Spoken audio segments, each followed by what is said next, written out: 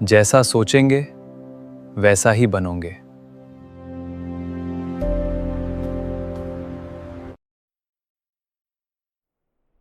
स्वागत है मेरी इस सीरीज़ में। इसमें हम 3 पार्ट कवर करने वाले हैं। इसमें 2 पार्ट कवर कर चुका हूँ। उस वीडियो को आप देख लीजिएगा, उसका लिंक मैं डिस्क्रिप्शन में दे दूँगा। चलिए शुरू करते हैं इस वीडियो को।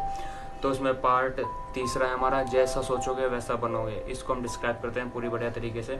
जैसा आप जानते हैं कि भारतीय दर्शन, भारतीय फिलोसफिकल जो चीज़ें हैं हमारी, उनमें कहा जाता है कि एक बहुत गहरी बात कही जाती है, दिखाई देती है बार बार, कि मन जिस चीज़ पर टिकता है वह धीरे धीरे उसके संस्कार को भी प्रभावित करती जाती है। जैसा आपका किसी चीज़ पे मन टिक गया तो वो आपके संस्कारों में बढ़ जाएगी, प्रवृत्ति बन जाएगी। और इसे हम एक सिंपल चेन में समझेंगे। जैसे पहले विचार आता है तो विचार हमारे दिमाग में जाएगा, फिर वो उसको संस्कार बनाएगा, फिर संस्कार से प्रवृत्ति बनेगी और प्रवृत्ति से कर्म बनेगा और कर्म से फिर परिणाम बनेगा। सबसे पहले विचार, संस्कार, प्रवृत्ति, कर्म और परिणाम। एक विचार आया, वह मेंटल पैटर्न बना, पैटर्न से टेंडेंसी बना और टेंडेंसी से एक्शन बना, और एक्शन से तुम्हारे जीवन के सभी परिणाम प्रभावित होते हैं। ये आप भी जानते हैं कि कर्म करोगे तो कर्म से ही फिर सारे जो किया जा चुका है उसको ही कर्म कहते हैं। ठीक है, इसलिए समस्या यह नहीं कि मैंने किसी की निंदा की और उसका पाप मेरे खाते में आ गया। समस्या यह है कि आपने उस चीज़ पर उसकी आदत डाल दी।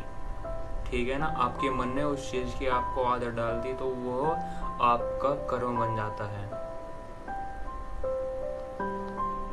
जैसे आपने कुछ भी कर्म किया, उसके सभी जितने भी परिणाम हैं आपके जीवन में, जैसे आप ट्रेन का टिकट बुक करते थे, आपने बीच में ही रुक के उसे देखा कि क्या हो रहा है और आप उसको नहीं कर पाए किसी कारणवश। जैसे आपका नेट बंद करने की आदत, तो आपने नेट बंद कर दिया। नेट बंद करने से आपने फिर एयरप्लेन मोड खोल लिया, तो उस पर चलेगा कैसे फिर वेबसाइट? आपको बाद में याद आया कि मैंने तो एयरप्लेन मोड खोला था, उसको बंद भी करना है। फिर आपने उसको बंद किया, तब आपने चालू करा ओनर बुक, फिर आपको बुक हो जाता है। पर उससे कितनी आपको देर लग गई ना, बस इसी को ही फिर हम प्रवृत्ति कहते हैं। ठीक है ना।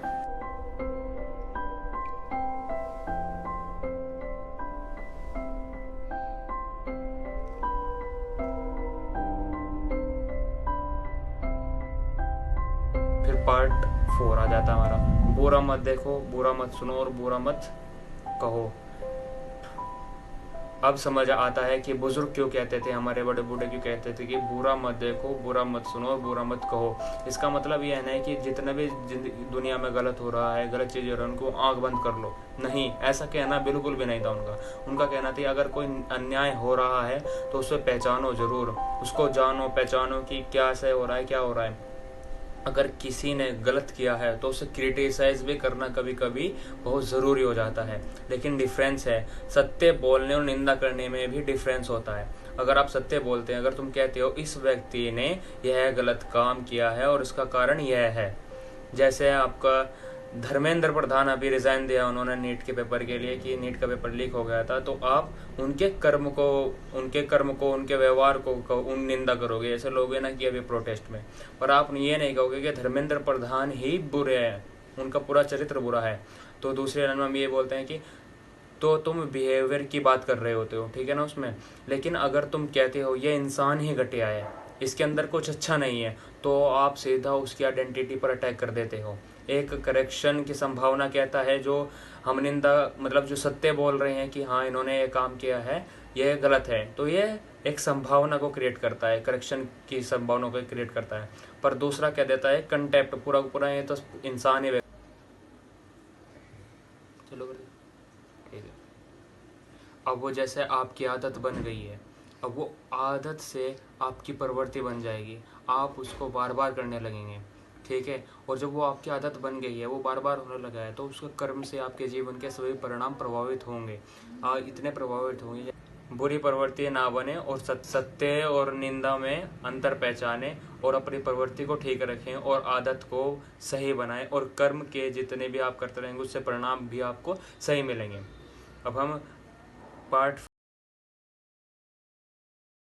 5 पे आते हैं, जो निश्चय की चेतावनी है। जो आपने मैंने बताया था आपको एक वीडियो में, अभी शॉर्ट्स डाली थी मैंने, उसमें बताया था कि जैसे फ्रांस में एक नित्से थे, उनकी कहानी आपको बताई थी, उसमें मैं दोबारा इसमें ही उनके उदाहरण देकर बताता हूँ आपको कि अब इसी कंसेप्ट से वेस्टर्न फिलोसफी से जोड़ कर देखो। जैसे अभी तो हमने इंडियन फिलोसफी की बात करी, अब इसको वेस्टर्न फिलोसफी से जोड़ कर देखते हैं कि फ्रेडरिक नीश की एक प्रसिद्ध चेतावनी है, he who fights with monsters should look to it that he himself doesn't not become a monster। यानी कि आप मॉन्स्टर से लड़े, आप उनके साथ लड़ते लड़ते आप खुद मॉन्स्टर ना बन जाएं। यानी कि आप बुराई से लड़ो पर बुराई के साथ लड़ते लड़ते आप बुरे मत बन जाओ। ठीक है, मतलब अगर तुम लगातार मॉन्स्टर से लड़ते रहोगे तो ध्यान रखना, लड़ते लड़ते खुद मॉन्स्टर मत बन जाना। यह सिर्फ मेटाफर नहीं था, एक बात नहीं थी, मानव साइकोलॉजी में इसका एक बड़ा लेसन है। क्योंकि जिस चीज पर तुम्हारा ध्यान लगातार रहता है उसको मेंटल वर्ल्ड का बड़ा हिस्सा बना लेता है तुम्हारा शरीर, तुम्हारा दिमाग। अगर तुम्हारी पूरी जिंदगी लालची लोगों को एक्सपोज करने में, झूठे लोगों को पकड़ने में, घमंडी लोगों की बुराई करने में और दूसरों के दोष को हमेशा खोजने में निकल जाए तो तुम धीरे धीरे आइडेंटिटी भी उसकी कन्फ्लिक्ट के आसपास बन जाती है। यानी कि तुम भी एक निंदनीय और लालची इंसान बन जाओगे। तुम्हें हर जगह प्रॉब्लम दिखाई देने लगती है तो कोई ना कोई, हर इंसान आपके अंदर भी प्रॉब्लम देखनी चालू कर देगा। हर इंसान सस्पेक्ट लगने लगता है आपको, हर कन्वर्सेशन में जजमेंट आने लगता है और फिर तुम उस नेगेटिविटी से लड़ते नहीं रहते हो, तुम उसके अंदर जी रहते हो। जैसे कोई तुम्हारी निंदा करता है तो वो भी इसी तरह जीता है। तुम किसी की निंदा करते रहते हो पूरी जिंदगी भर तो तुम्हारी भी कोई निंदा करेगा, पर तुमने उसको मतलब उसकी कर्म को देखकर अपने अंदर इम्प्रूवमेंट नहीं करी, उसकी निंदा ही करते रहे पूरी जिंदगी, तो आप निंदा ही करते रहोगे, अपने अंदर इम्प्रूवमेंट नहीं करोगे। बल्कि और भी पार्ट्स आएंगे इस सीरीज के, बने रहे, जुड़े रहे हमारे इस वीडियो के साथ। तब तक के लिए ta-ta bye bye. Channel subscribe अवश्य करें, मिलते हैं आपको अगली वीडियो में।